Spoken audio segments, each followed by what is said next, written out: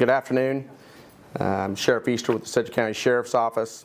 We're going to provide an update regarding the fatal officer-involved shooting involving the Wichita Police Department on Tuesday, January 20th at the Brickstone Apartments at the Woodlawn apartment complex located at 2300 block of North Woodlawn.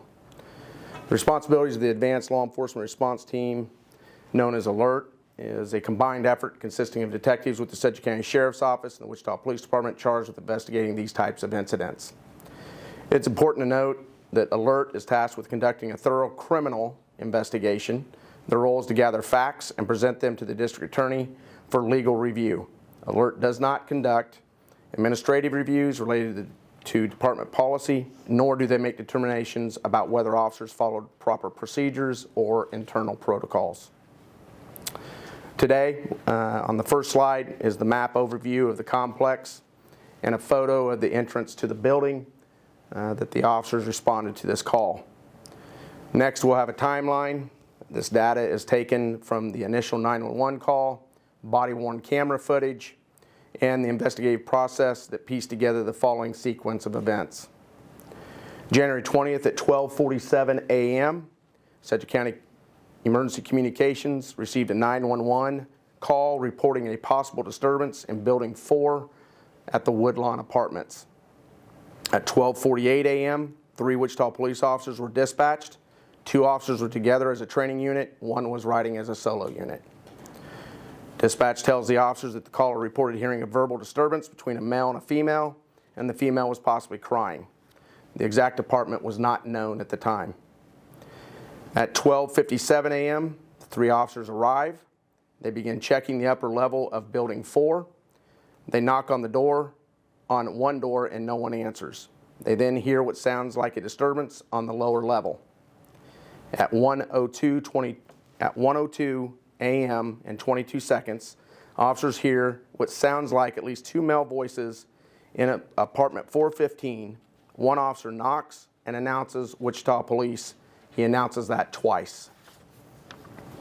Seconds later, a male inside the apartment can be heard telling someone to get his gun.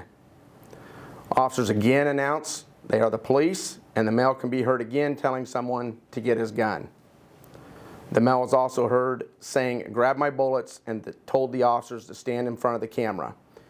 There is no camera. What we're assuming he's describing is the peephole in the door.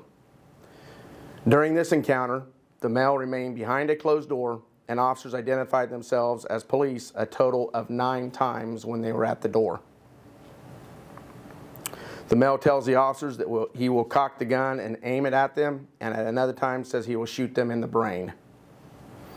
At 1:03 hours and 50 seconds, once that statement is made, all 3 officers move away from that particular door to a better area of cover. At 1:04 and 1 second a.m., so approximately 11 seconds after they moved away from the door in opposite directions, a male came out of the apartment holding a gun. He turned to his left, pointing the gun at an officer that was positioned down the hallway behind some cover. During this time, the officers that were at the top of the staircase that retreated to the top of the staircase, along with the officer that retreated down the hallway, that would be later is the one that fired the rounds, ordered him to drop the gun 4 times. At 1:04 in the morning and 6 seconds, 1 officer fired at the suspect, striking him several times. At 1:05, a second individual in the apartment was secured by officers who also had walked out of the apartment. Medical aid was rendered to the suspect while EMS responded. At 1:12, Sedgwick County EMS arrives and transports the suspect to the hospital. At 1:44 a.m., the suspect is pronounced deceased at the hospital. At this point, we will show you some body camera footage of the officers knocking at the apartment door and announcing who they are and the threatening statements that are made by the suspect. No, you mother.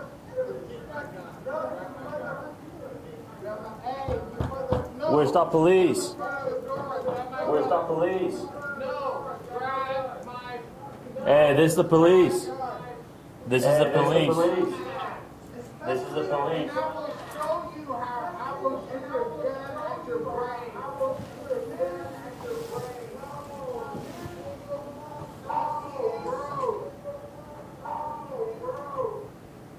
So you see in that footage the statements that were made after he made the statement that he would shoot them in the brain. Two of the officers retreated up the staircase, and the third officer retreated back to the south down the hallway.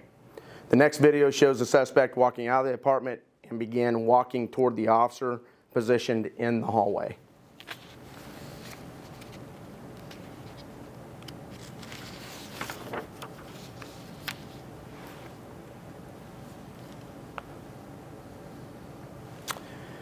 As you can see in that particular video, when he's stepping out, that's slowed down a whole lot because he just steps out and goes in. So we only caught a small portion of it, and we slowed it down.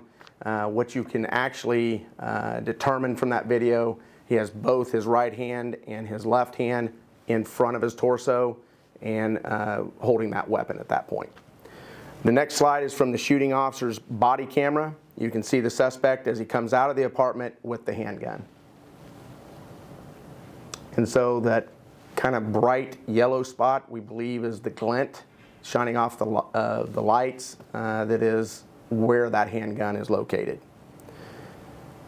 The suspect has been identified as 27-year-old DeAndre Hill, who resided at the apartment.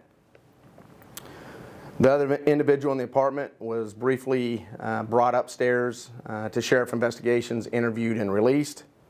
As per our agreement with the Wichita Police Department, alert was activated and the Sheriff's Office assumed responsibility for investigating the shooting. The investigative process includes conducting multiple interviews and collecting evidence. The Sheriff's Office will present the facts surrounding the officer-involved shooting to the Sedgwick County District Attorney for review. And at that point, any other statements that are made in this case will come from the District Attorney's Office. And with that, I will take any questions. How many shots did Wichita Police fire? 9 shots. 9. Does the man have a criminal record? It's for misdemeanor stuff, but we did not find anything that he had a felony criminal record, and he was not prohibited from carrying a firearm. And was he an individual that you were looking for? What got the police officers to that actual location? It was the 911 call by another resident claiming that, or stating that there was a disturbance below her, and she thought a female was crying involved in that disturbance. When officers arrived, because of some of the loud talking that was taking place, they went to this particular apartment thinking that's where the disturbance was.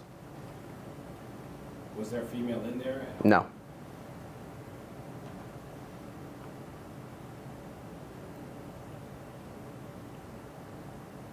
Any other questions? All right. Thank you for your time today.